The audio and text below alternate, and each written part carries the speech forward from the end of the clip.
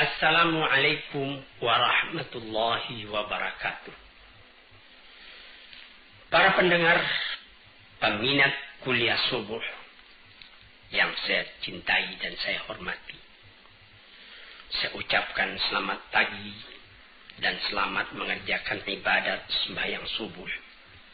Badan sehat, langit cerah, alam terkembang, dan nikmat Allah berlimpah ganda datang kepada diri kita masing-masing. Pada waktu yang sudah-sudah di dalam memperkatakan soal-soal tasawuf agak panjang telah kita bicarakan tentang mahabbah, tentang hubungan kita dengan Allah, hubungan kasih, hubungan cinta, hubungan kasih sayang. Hampir 2 bulan pengajian kita tentang cinta ini. Sekarang setelah kita mengaji tentang cinta, kita akan terus kepada akibat dari cinta. Apa akibat dari cinta? Cinta itu sendirinya menimbulkan cemburu atau menimbulkan ghirah dalam bahasa Arabnya. Dalam keadaan yang lain, di dalam bahasa yang populer juga disebut fanatik. Kalau orang mengakui cinta kepada Allah tetapi tidak ada ghirahnya, orang yang mengakui cinta kepada agamanya tetapi tidak ada cemburunya apabila agama itu diganggu orang, apabila keyakinan hidupnya kepada Tuhan dicimoohkan orang misalnya, maka tidak ada baginya konsekuensi dari cinta.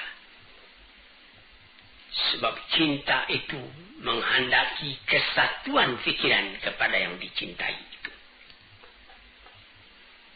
Sekarang ini kita masuk membicarakan tentang soal ghirah itu. Soal cemburu itu. Ini panjang lebar juga dibicarakan. Di dalam Al-Quran ataupun di dalam hadis. Yang mula-mula dijadikan menjadi dasar ketika membicarakan tentang ghirah, tentang cemburu, atau dalam bahasa sehari-hari yang telah banyak kita pakai tentang fanatik, adalah sabda Allah Subhanahu wa Ta'ala yang tersebut di dalam Al-Quran. Innama harrama rabbiyal fawahisha ma zahara minha wa ma batan. Apa artinya? Sesungguhnya tidak lain yang diharamkan oleh Tuhanku ialah perbuatan yang keji, baik yang nyata atau yang tersembunyi. Jangan berbuat keji. Keji itu menimbulkan ghirah dalam hati orang yang beriman. Ini dijelaskan di dalam hadis yang dirawikan daripada Abdullah bin Mas'ud radhiyallahu anhu, sahabat Rasulullah, di dalam sebuah hadis yang sahih riwayat Bukhari dan Muslim. Qala Rasulullah sallallahu alaihi wasallam, ma ahadun aghyar min Allah. Tidak ada sesuatu jua pun yang lebih cemburu dari Allah. Allah itu sangat pencemburu. Buktinya ialah dia mengharamkan segala perbuatan yang keji, baik yang terang atau yang tersembunyi. Allah tidak mau. Maunya Allah Ta'ala itu yang bersih. Jadi kita mesti berusaha. Tambah lama kita tambah bersih, tambah kita dekat kepada Allah Subhanahu wa Ta'ala. Tambah kita punya cinta berpadu dengan Tuhan. Nah, di sini kita melihat Tuhan Allah itu katanya dalam hadis ini, tidak ada seorang pun yang lebih cemburu dari Allah. Setengah daripada tanda cemburunya Tuhan itu mengharamkan perbuatan yang keji, baik perbuatan itu nyata, kelihatan, atau perbuatan itu batin. Perbuatan yang misalnya yang zahir. Misalnya anak muda mengganggu seorang gadis, misalnya di tengah jalan, itu namanya perbuatan keji. Atau tidak kelihatan oleh orang lain, tapi dalam hati kita sendiri ada niat busuk. Nah, itu amabatan namanya. Kita ketawa dengan orang, tapi kita punya hati benci kepada orang. Nah, itu namanya yang batin itu.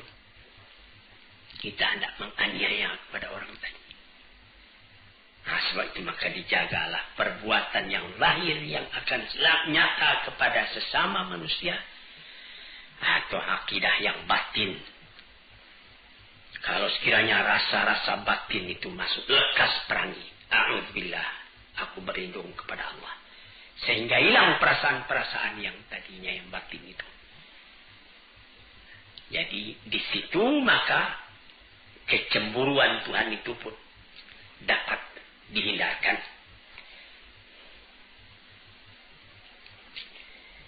Lantas kemudian sambungan hadis, wa ma ahadun habba ilahi madah minallah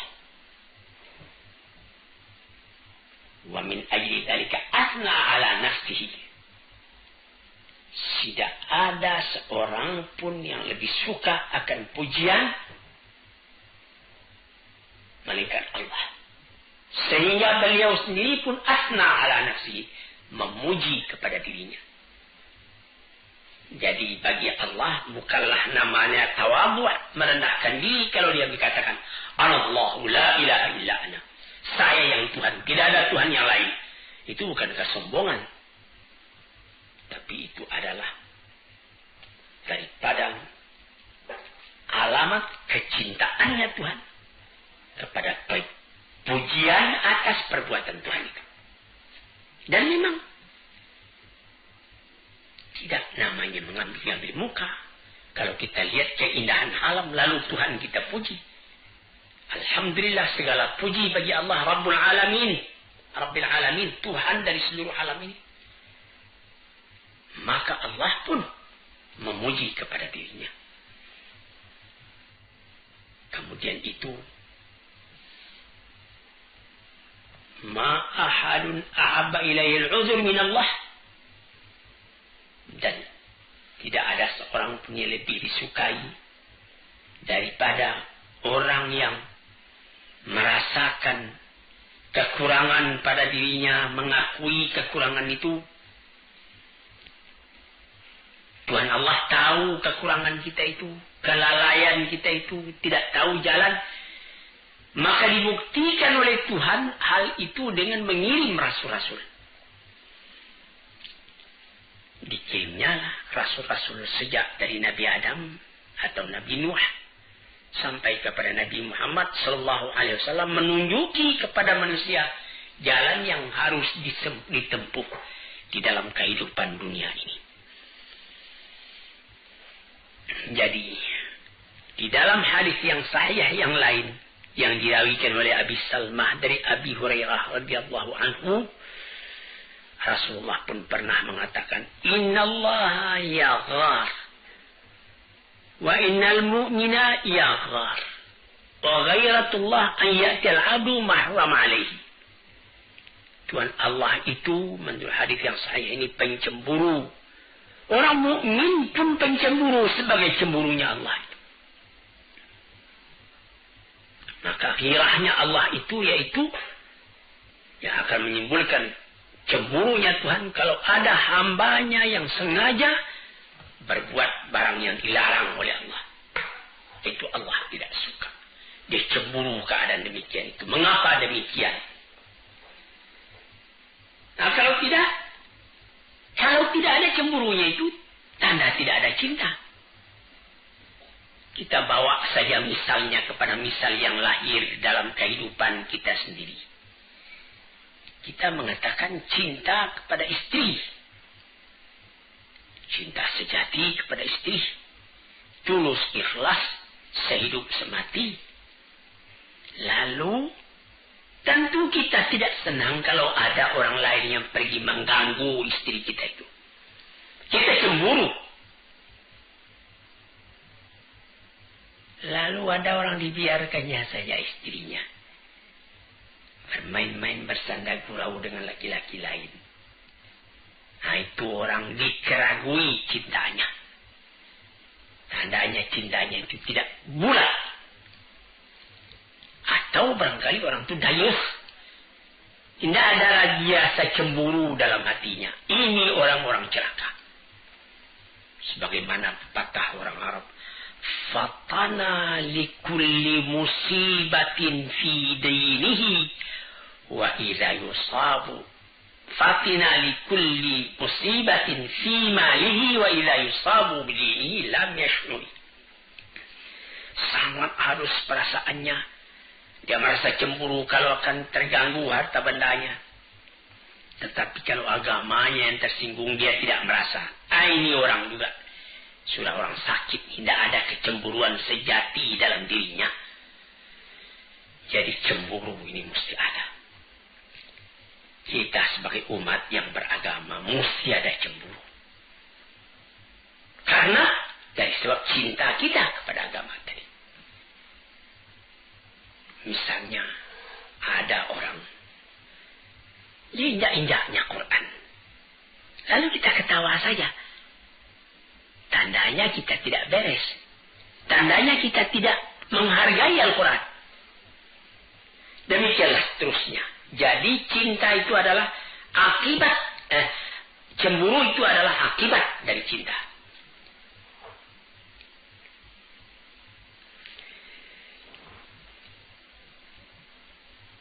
Termasuk di dalam cinta itu disebutkan di dalam surat dalam Quran, wa idza qara'tal qur'ana ja'alna bainaka wa bainal ladzina la yu'minuna bil akhirati hijaban mastura. Nah, ini orang yang tidak timbul cemburu dalam hatinya. Apabila engkau baca Al-Quran, kami jadikan di antara engkau dan di antara orang-orang yang beriman, yang tidak beriman kepada hari akhirat. Ada dinding penutup. Ya, benar. Misalnya, orang yang beriman didengarnya Al-Quran. Wa idza tuliyat alaihim ayatuna zadathum imana. Apabila dibacakan orang kepadanya ayat Al-Quran bertambah imannya.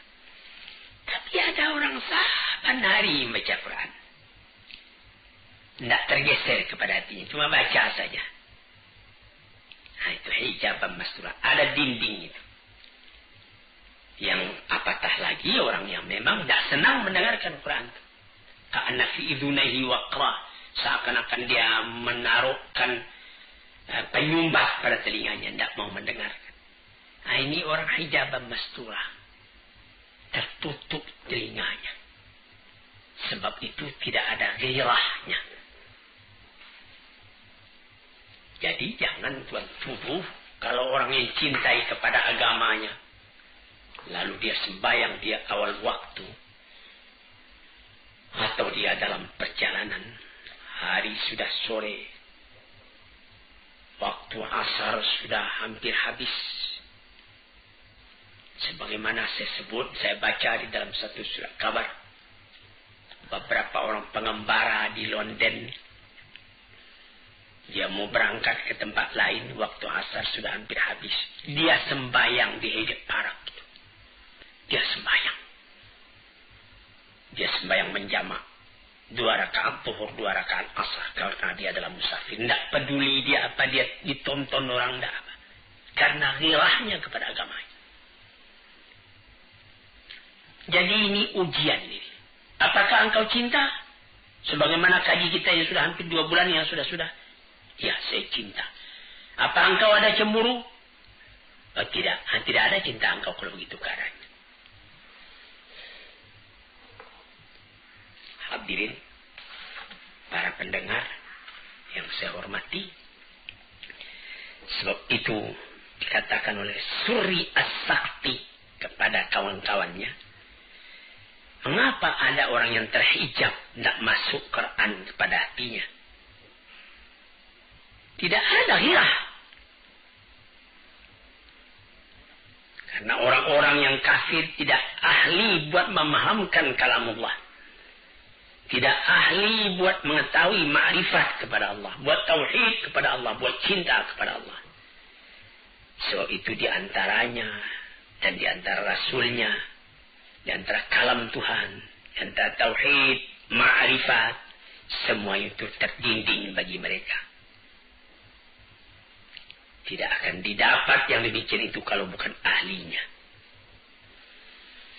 Oleh sebab itu maka dikatakanlah bahwa al-ghiratu manzilatun syarifatun azimatun jiddan. Ghirah itu adalah tempat kedudukan yang mulia, yang agung sekali. Jalilatul miqdar, sangat tinggi nilainya.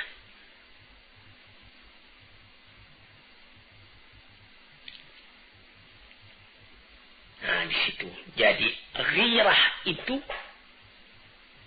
yaitu tidak suka dicampuri, tidak suka diganggu gugat hubungan kita yang begitu mesra dengan yang paling kita cinta. Dan sangat kita menjaga agar cinta yang menghubungkan kita kepada yang kita cintai itu, yaitu kepada Allah Subhanahu wa ta'ala, tetap melekat kepada kita. Jangan terganggu oleh yang lain. Nah, disitulah maka dikatakan bahwa ghirah itu yang pertama sekali ialah ghirah kepada diri kita sendiri, kepada hati kita sendiri. Apakah baru yang dapat kita kerjakan buat mencapai cita kita mendekati Allah? Di manakah kekurangan kita? Bertambah kita banyak memikirkan itu. Bertambah menyesal kita kalau ada kekurangan. Bertambah kita buru lagi, menambah lagi.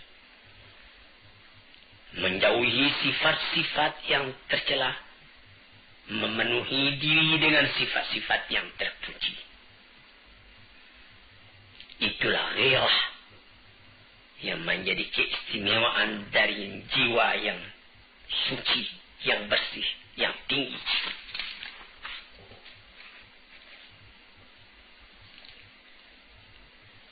Maka jiwa atau diri yang rendah tidak dapat mencapai itu.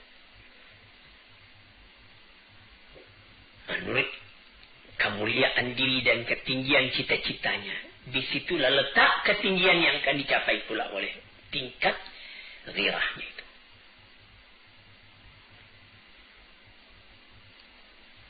Dibagi pula oleh ahli-ahli tasawuf ghirah itu. Ghirah Allah kepada hambanya dan ghirah hamba terhadap Tuhannya. Bagaimana ghirah Tuhan terhadap kepadanya, kepada hambanya? Yaitu bahwa Tuhan tidak suka kalau Tuhan itu dipersekutukan dengan yang lain. Tidak ada yang lain yang dapat engkau persekutukan, engkau samakan dengan Allah.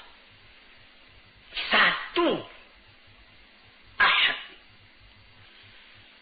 Sehingga Bilal bin Rabah, ketika dia sudah dijemur di cahaya matahari, dihimpit badannya dengan batu, cuma tunjuknya saling yang bergerak, cuma tinggal tunjuk. Ahad, Allah satu, Allah satu.